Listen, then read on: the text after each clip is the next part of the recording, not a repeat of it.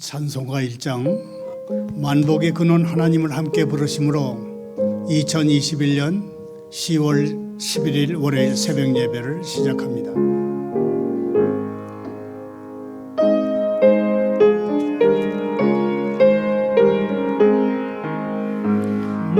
만복의 근원 하나님 온 백성 찬송 드리고 저 천사야 찬송하세 찬송 성부 성자 성령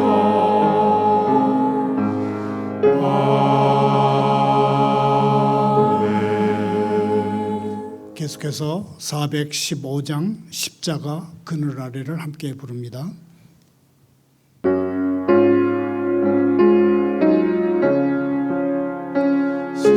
십자가 그늘 아래 나 쉬기 원하네 저 헬라심이 뜨겁고 저 짐이 무거워 이거나 같은 세상에 늘 걸어갈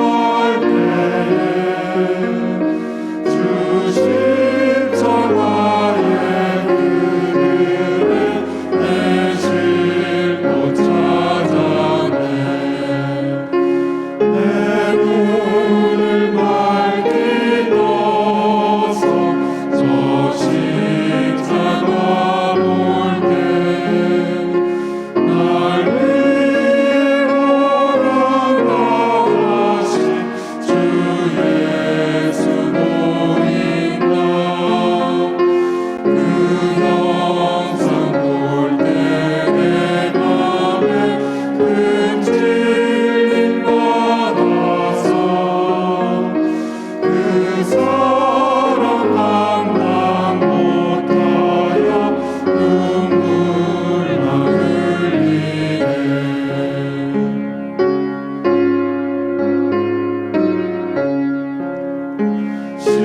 십자가 그늘에서 난 이리 살겠네 나 사모하는 왕체는 주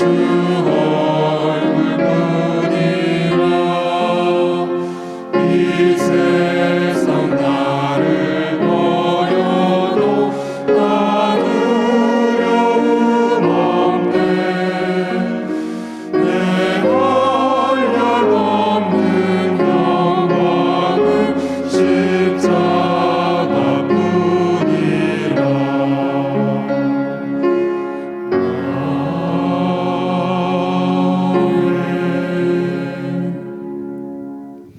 오늘 새벽에 보실 하나님의 말씀은 욥기 6장 1절부터 13절까지입니다. 교독합니다. 욥이 대답하여 이르되 나의 괴로움을 달아보며 나의 파멸을 저울 위에 모두 놓을 수 있다면 바다의 모래보다도 무거울 것이라. 그러므로 나의 말이 경솔하였구나. 전능자의 화살이 내게 박힘에 나의 영이 그 독을 마셨나니 하나님의 두려움이 나를 엄습하여 치는구나. 들나귀가 풀이 있으면 어찌 울겠으며 소가 꼴이 있으면 어찌 울겠느냐. 싱거운 것이 소금 없이 먹히겠느냐. 닭의 알 흰자위가 맛이 있겠느냐. 내 마음이 이런 것을 만지기도 싫어하나니 꺼리는 음식물같이 여김이니라. 나의 간구를 누가 들어줄 것이며 나의 소원을 하나님이 허락하시랴. 이는 곧 나를 멸시하시기를 기뻐하사 하나님이 그의 손을 들어 나를 끊어버리실 것이라. 그러할지라도 내가 오히려 위로를 받고 그칠 줄 모르는 고통 가운데서도 기뻐하는 것은 내가 거룩하신 이의 말씀을 거역하지 아니하였음이라. 내가 무슨 기력이 있기에 기다리겠느냐. 내 마지막이 어떠하겠기에 그저 참겠느냐. 나의 기력이 어찌 물의 기력이겠느냐. 나의 살이 어찌 노쇠겠느냐. 나의 도움이 내 속에 없지 아니하냐? 나의 능력이 내게서 쫓겨나지 아니하였느냐? 아멘. 하나님 아버지, 애통하는 사람은 복이 있어 그들이 위로를 받을 것이라 하신 주님, 저희가 고통과 역경과 아픔에 마음을 열 때 저주를 구원으로 바꿔놓으시는 하나님의 은혜를 경험하게 하시옵소서. 슬픔이 절망으로 굳어지는 것이 아니고 결국은 위로를 발견하게 하시옵소서. 주님, 하루하루 한 해 한 해 세월이 더해감에 따라 더 많은 감사를 돌리게 하옵소서.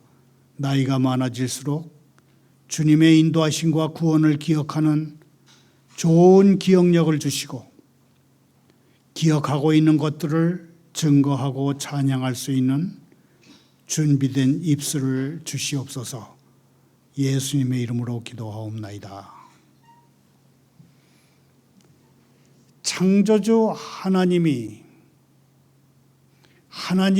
창조하신 우주 만물을 통치하는 데 있어서 그 핵심이 되는 원리는 공평과 정의입니다. 공평, justice, 정의, righteousness입니다.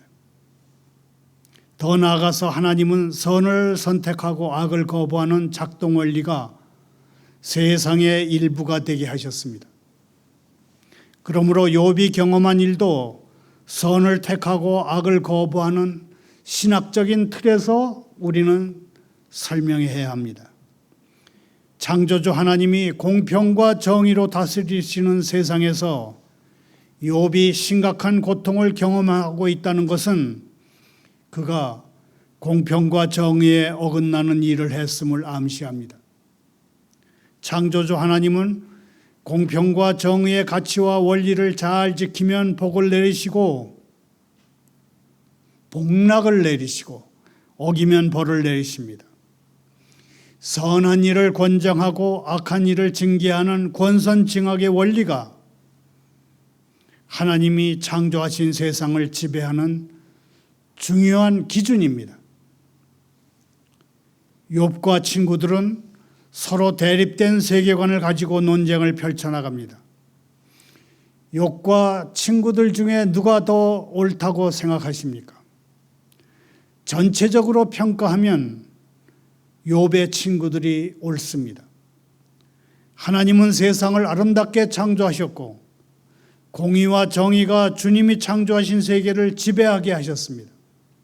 자막을 따라 함께 읽으면서 정리해 봅니다.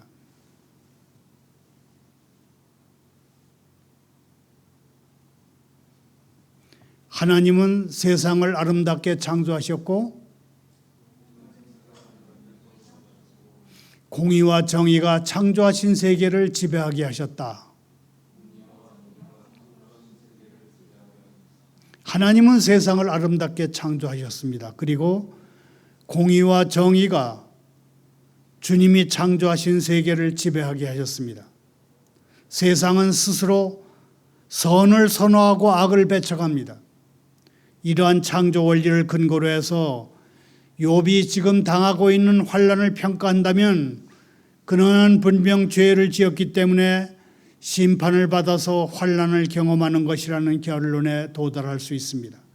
그런데 문제는 욥이 창조된 세계를 지배하는 전반적인 원리로는 설명할 수가 없는 아주 특별한 일을 경험하고 있다는 것입니다.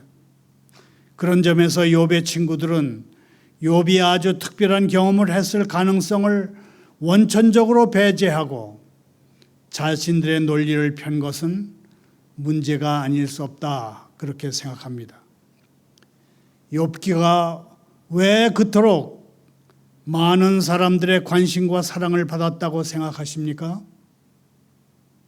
욥기가 인간의 고통이라는 주제를 놓고 가장 감동적이며 설득력 있는 언어와 깊이로 논하기 때문입니다. 20세기 가장 탁월한 기독교 문학가로 평가되던 체스터턴이라는 분은 욥을 낙천주의자 그렇게 평가했습니다. 난데없는 고통으로 산산조각이 나기 전에 욥의 삶을 고려한다면 그가 낙천주의자라고 하는 것은 충분히 상상할 수 있는 사실입니다.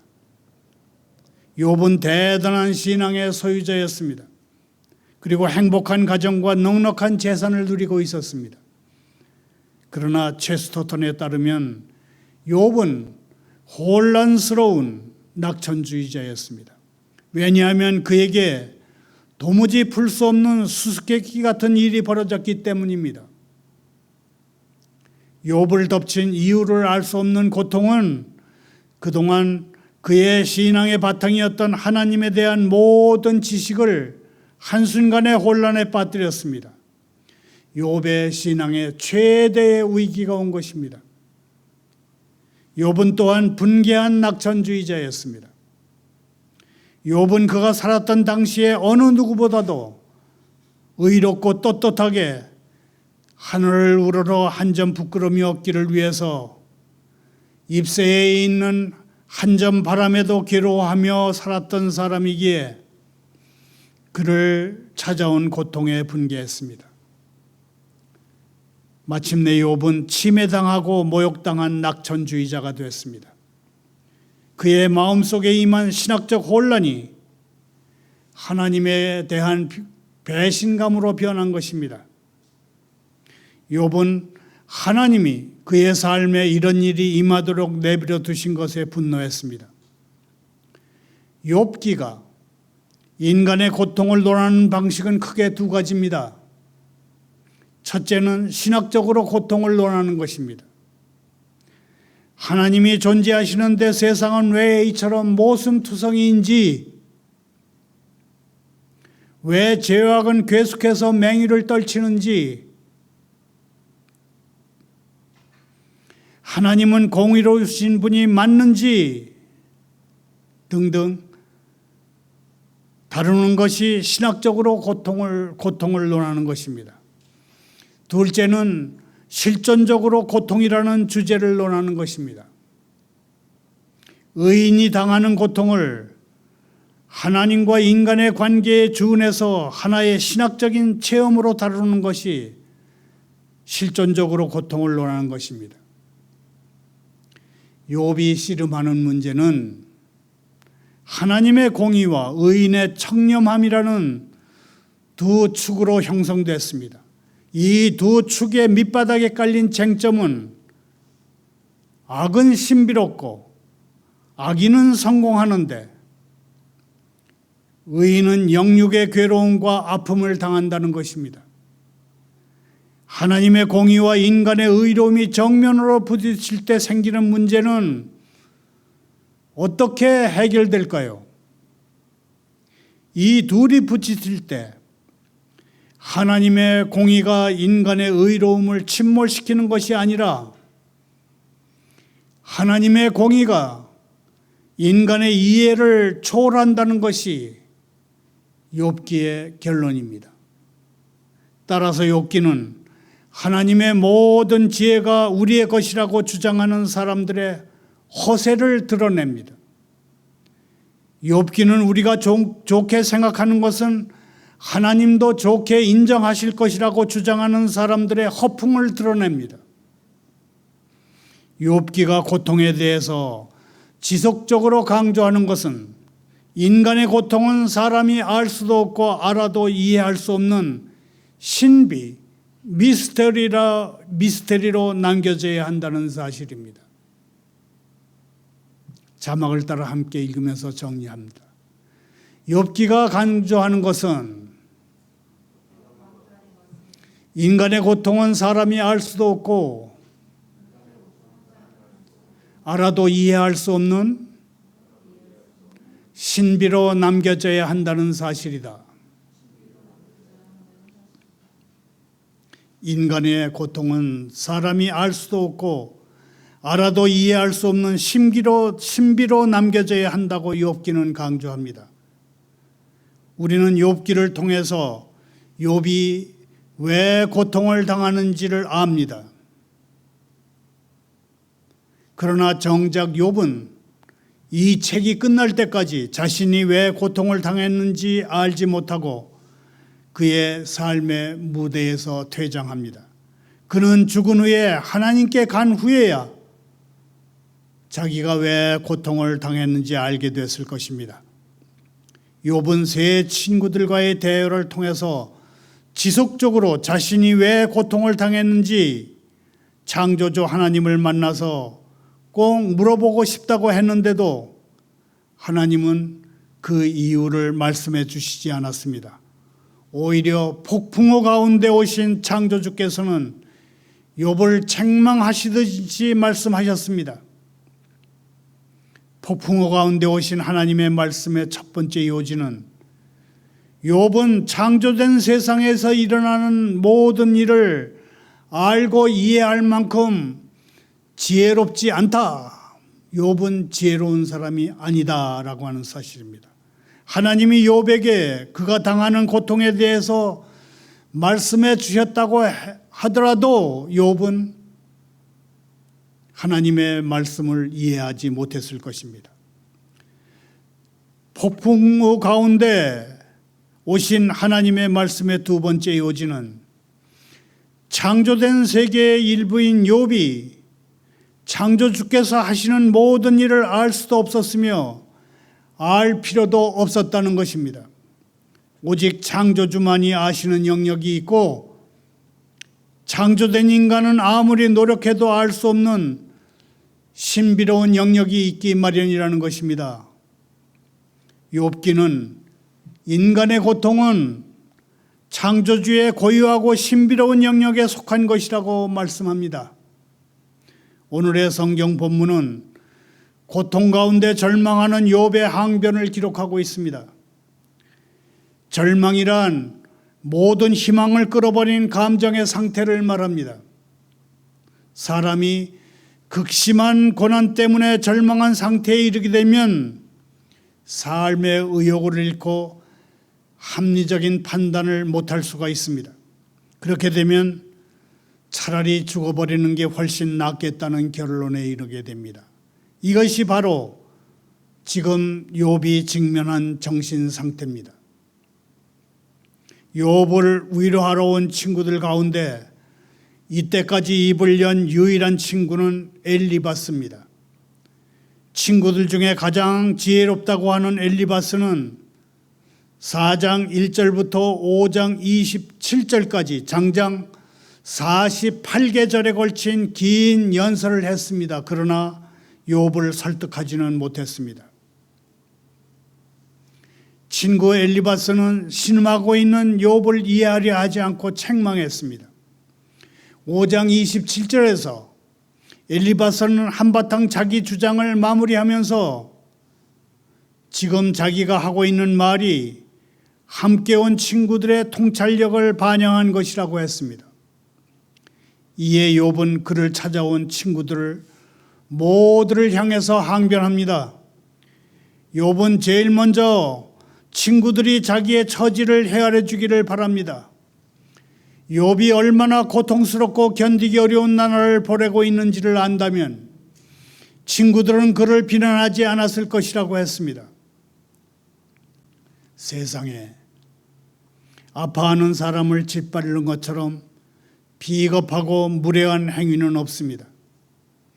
아무리 심각한 죄를 지었다 할지라도 먼저 감싸주고 낫게 해주고 회복시키고 그러고 나서 잘잘못을 가리는 것이 세상의 이치입니다. 그러나 욥을 찾아온 친구들은 스스로 지혜로운 척하면서도 세상의 마땅한 도리에 대해서는 눈을 감았습니다. 욥은 저울의 이미지를 사용해서 마음의 아픈 것을 다 뱉어냅니다. 그가 경험한 파멸을, 그가 경험한 재앙을 저울 한쪽에 올려놓고 다른 한쪽에다가 바다의 모든 모래를 다 파서 올려놓으면 그래도 분명 그 저울은 욥의 재앙 쪽으로 기울 것이라고 말합니다. 저울은 어느 사회에 있어든 미리 정해놓은 기준에 따라서 사람들이 합의하게 하는 기구입니다. 자막을 따라 함께 읽으면서 저울의 의미를 정의합니다. 저울은 어느 사회에서든 미리 정해놓은 기준에 따라서 사람들이 합의하게 하는 기구다.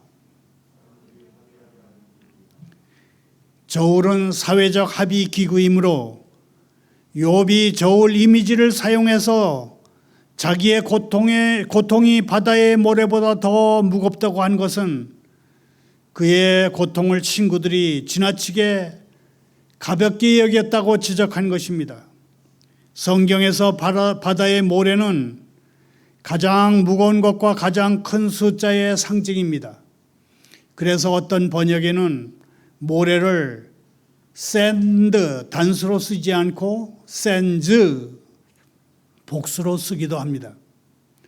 세상에서 가장 무거운 바다의 모래보다 더 무거운 아픔을 경험한 욥의 말이 얼마간 거칠어지는 것은 어쩌면 당연하다 할 수 있겠습니다.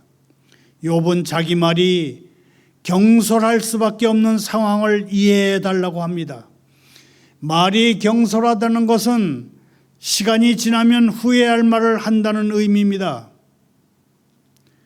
욥은 지금 너무 아프고 고통스러워서 누구에겐가 하소연하지 않고는 베길 수 없는 형편에 이르렀습니다. 이런 처지에서 앞뒤 가리지 않고 내뱉는 말에는 흠결이 있을 수밖에 없습니다. 욥은 자기가 맞닥뜨린 고통이 처음 시작된 것은 하나님으로부터라고 생각합니다. 욥은 그가 맞닥뜨린 고통 중에 그 무엇보다도 하나님의 원수가 됐다고 하는 사실을 가장 힘들어합니다. 사람이 하나님이 쏘신 화살에 맞았다면 무슨 소용이 있겠습니까? 나 하나님의 화살 맞았어요. 그러는 욥의 탄식은 절정에 이른 그의 절망을 표현합니다. 앞으로 욥은 이 사실을 여러 이유를 들어서 여러 비유를 들어가면서 반복합니다. 5절 이하에서 욥은 자기 처지를 먹을 것에 비유하며 탄식을 이어갑니다. 들나귀나 소는 풀이 있으면 울지 않습니다. 풀을 뜯기에 바빠서 울 겨를이 없습니다. 짐승은 먹을 것이 마땅치 않아 배고플 때 웁니다. 욥이 울부짖는 이유도 이와 같습니다. 욥은 하나님이 자기에게 전혀 먹지 못할 음식 같은 견뎌낼 수 없는 그러한 삶을 주셨다고 말합니다.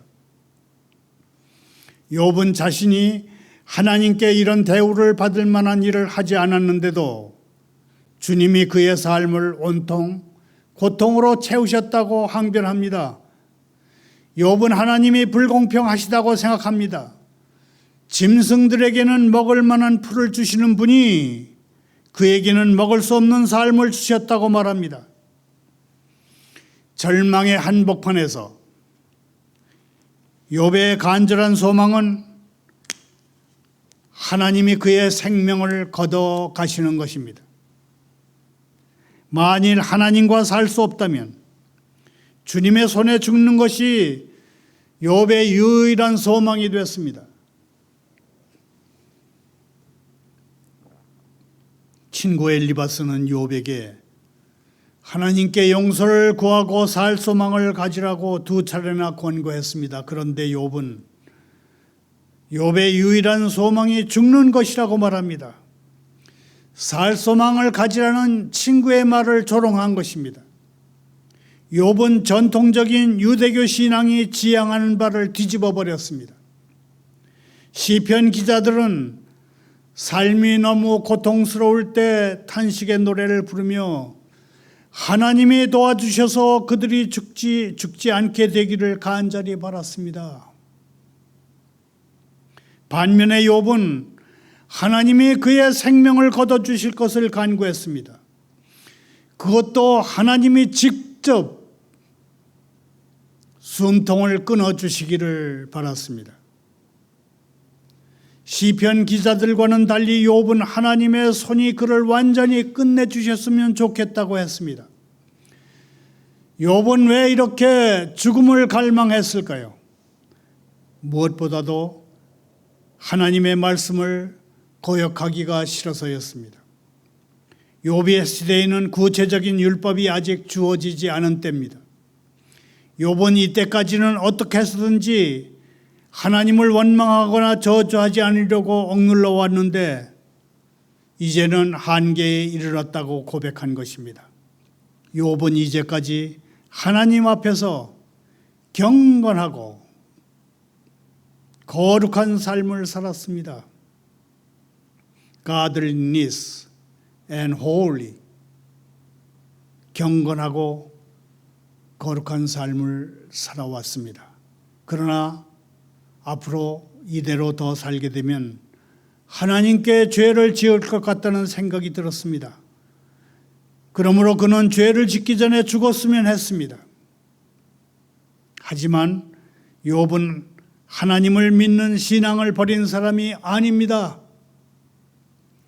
그는 혹독한 고난을 경험하면서도 하나님을 믿었습니다. 다만 그가 경험한 일들이 그동안 알고 의지했던 선하신 하나님에 대한 지식과 이해를 완전히 혼돈에 빠뜨렸을 뿐입니다. 또한 욥에게는 이 혼돈을 해결할 만한 지혜나 능력이 없었습니다. 자신의 힘으로는 도저히 빠져나갈 수 없는 미로 같은 그런 상황에서 욥은 하나님께 죄를 짓느니 차라리 이 순간에 하나님을 믿는 성도로서 생을 마감하고 싶다, 그렇게 표현한 것입니다. 그렇다고 욥이 자살을 생각하고 헤아려 보는 것은 아닙니다. 죽음을 사모하는 욥이지만 한 번도 자살을 대안으로 생각하지 않았습니다. 욥이 당장 죽고자 하는 다른 이유는 그의 기력이 쇠할 대로 쇠해서 고통을 이겨낼 힘이 없기 때문입니다. 그는 언젠가 다시 회복된다고 할지라도 무슨 호사와 영화를 누리겠느냐며 소망을 접었습니다. 욥은 자신이 돌처럼 강하지도 않고 그의 육체는 노새처럼 단단하지도 않다고 말합니다. 나는 이제 아무 희망도 없이 완전히 무력한 자가 되고 말았습니다. 그렇게 탄식합니다. 더 이상 고통을 견뎌낼 만한 정신적인 능력과 육체적인 힘이 없다는 고백입니다. 욥은 정신적으로나 육체적으로나 더 버틸 힘이 다 없어진 그야말로 탈진 상태에 이르렀습니다. 그런데 욥이 한 가지 못 보고 지나가는 것이 있습니다. 욥이 미처 헤아리지 못하고 있는 것이 뭐라고 생각하십니까? 만일 그가 완전히 탈진해서 밑바닥을 쳤다면 이제부터는 올라갈 길만 남았다는 사실입니다. 욥이 이것을 간과하고 있는 것입니다. 이제부터는 치고 올라갈 일만 남았습니다.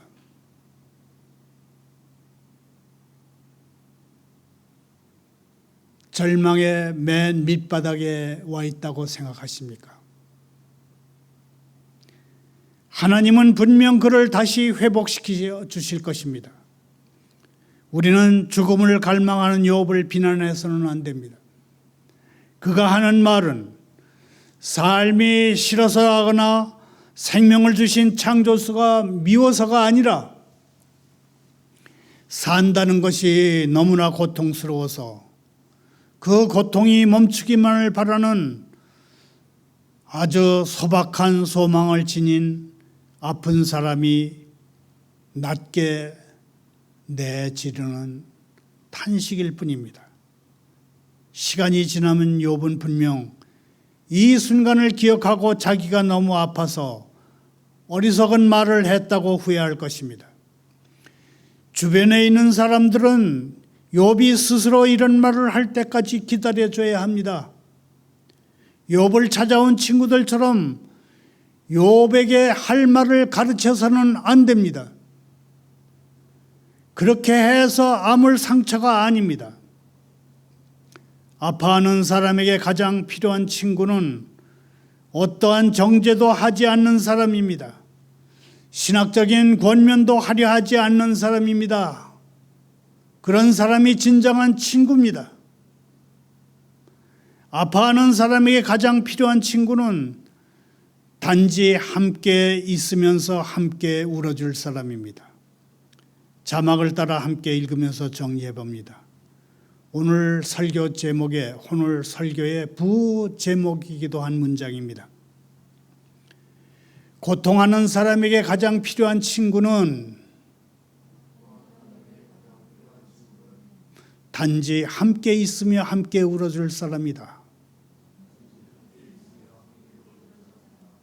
우리 모두에게는 우리가 고통하고 있을 때 단지 함께 있으면서 함께 울어줄 사람이 한 명 필요합니다. 또한 우리 모두는 서로에게 이런 사람이 되어줘야 합니다. 말을 맺습니다. 욥기 6장 8절 9절을 다시 읽겠습니다. 나의 간구를 누가 들어줄 것이며 나의 소원을 하나님이 허락하시랴. 이는 곧 나를 멸하시기를 기뻐하사 하나님이 그의 손을 들어 나를 끊어버리실 것이라.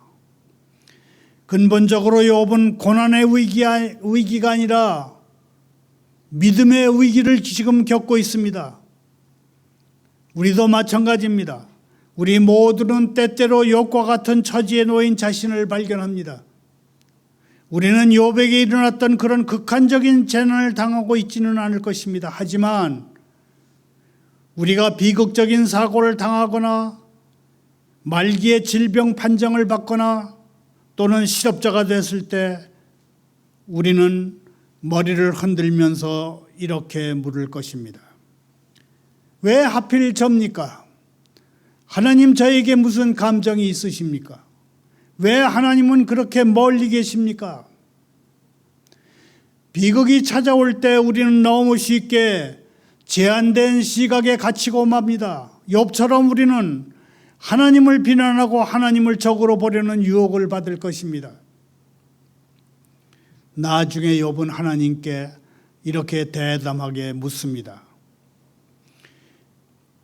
주님의 손으로 직접 만드신 저는 학대하고 멸시하시면서 악인의 책략은 너그럽게 보시는 것이 옳은 일이십니까? 하나님께 이렇게 항변할 수 있다는 점에서 욥은 쫓겨나고 있는 것이 아니라 오히려 높여지고 있는 것입니다. 하나님은 한 인간의 반응에 하나님 자신의 평판이 좌우되도록 허락하셨습니다. 자막을 따라 함께 읽어봅니다. 하나님은 한 인간의 반응에 자신의 평판이 좌우되도록 허락하셨다. 욥이 버림받았다는 느낌을 가장 강하게 받는 그 순간에 하나님은 직접 거의 현미역으로 보는 것처럼 정밀하게 욥을 관찰하고 계셨습니다. 하나님은 곁에 계시지 않는 것처럼 보이셨지만 어떤 의미에서는 하나님이 그때보다 욥과 더 가장 가까이 계신 적은 없었습니다. 욥기가 우리에게 확신시켜 주는 것은 하나님은 우리의 즐거움보다 믿음에 더 관심이 많으시다는 사실입니다. 욥 하나의 경우라면 우리는 이런 결론에 이르지 않았을 것입니다. 여기서 잠시 하나님이 가장 좋아하신 사람들이 당한 고난을 되새겨 봅니다. 에스겔에게 주신 메시지에서 하나님은 노아, 다니엘 같은 믿음의 거장들 반열에 욥을 포함시키십니다. 다 아시는 대로 노아는 거대한 홍수 속에서 고통을 당한 사람입니다.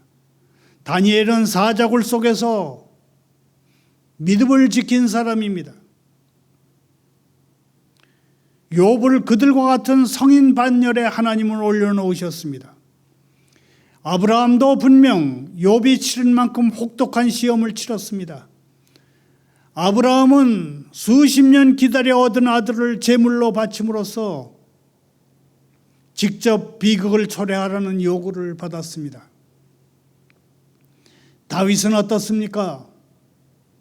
시편 22편을 읽어보면 하나님이 침묵하실 때 다윗은 나의 하나님 어찌하여 나를 버리십니까? 어찌하여 그리 멀리 계셔서 살려달라고 울부짖는 나의 간구를 듣지 아니하십니까? 그랬습니다. 욥처럼 내적인 고뇌의 삶을 산 덴마크 철학자 키엘케고르는 마침내 이런 결론에 이르렀습니다.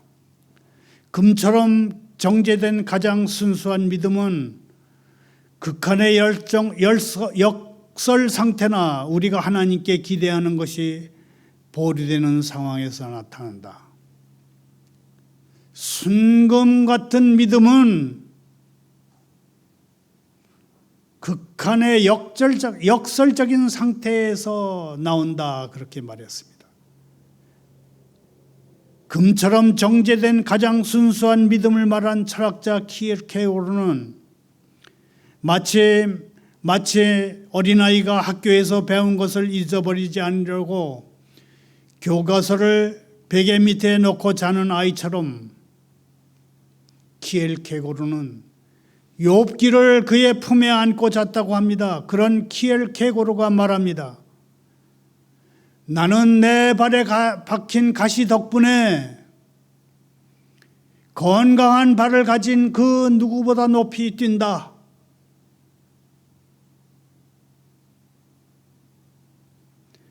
키엘케고르는 왜 자기 발에 가시가 박히게 하셨습니까? 그렇게 하나님께 항변하지 않았습니다.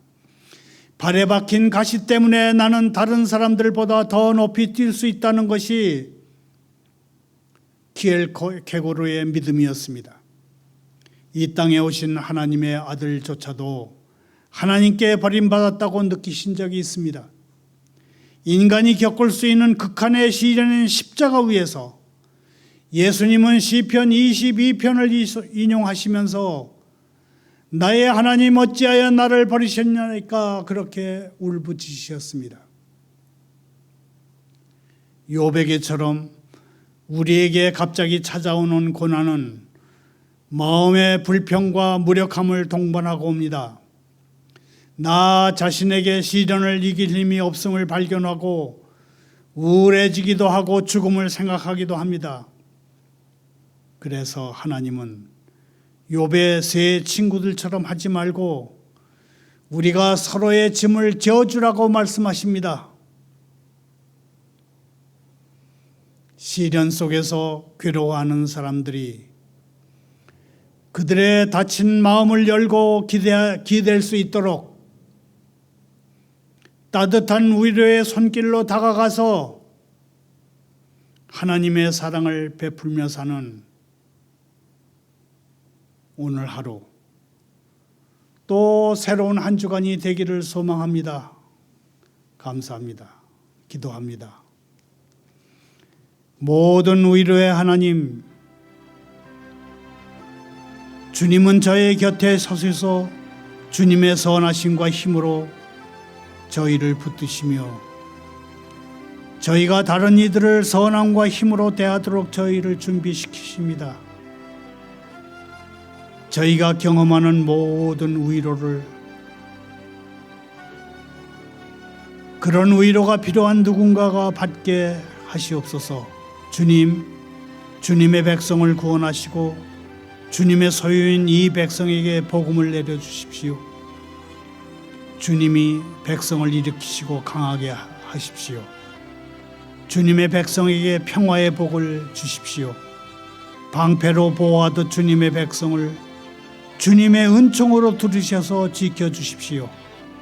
저희가 세상을 위해 기도하지 않게 하시고 아버지께서 아들에게 주신 모든 사람들을 위해 기도하게 하십시오. 예수님의 이름으로 기도하옵나이다.